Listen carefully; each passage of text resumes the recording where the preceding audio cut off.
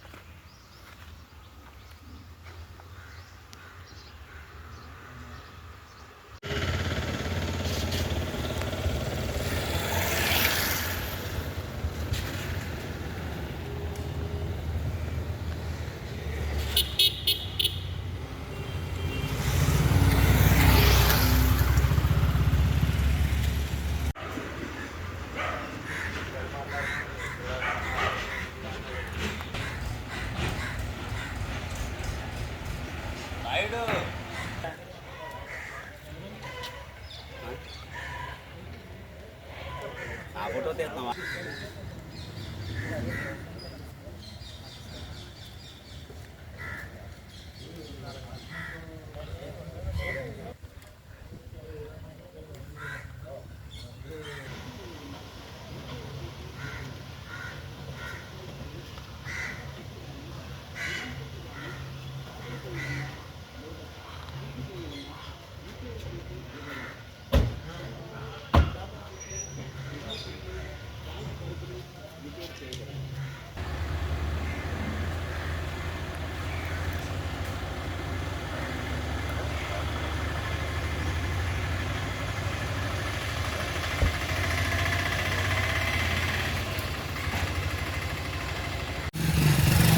Government ఆఫీస్లో ఫోటోలు తీయడానికి మీకు పర్మిషన్ ఉందా? అలాగదు, సరే తీయండి, నేనే తీస్తాను. ఇప్పుడు మీకు వ్యక్తిగతంగా తీయడానికి అధికారం ఉందా మరి? ఏమండి, అంటే మీరు వచ్చి డబ్బులు అడుగుతారు అంటే డబ్బులు ఇవ్వనందుకు మీరు వీడియోలు చేస్తారా?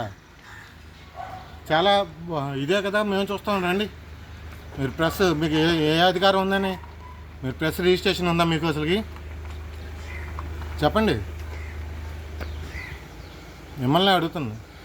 స్టేషన్కి ఎస్ఐ ఫోన్ చేయాలి.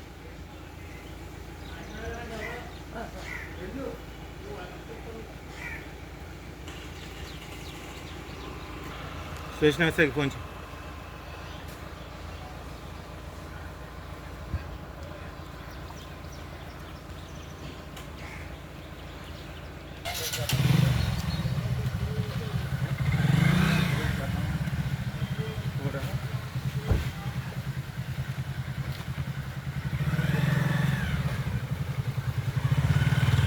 మొహం కప్పు అవసరం లేదు, మొహం తీసుకోవాల్సింది పర్లేదు.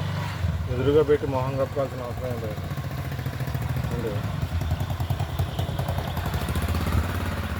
మా దగ్గర లోపల మీరు అడిగిన సీసీ కెమెరాలో కూడా మీరు డబ్బులు అడిగినాయి ఇవన్నీ కూడా వీడియోలు ఉన్నాయి, అవి కూడా తీసుకొచ్చి పెడతాను.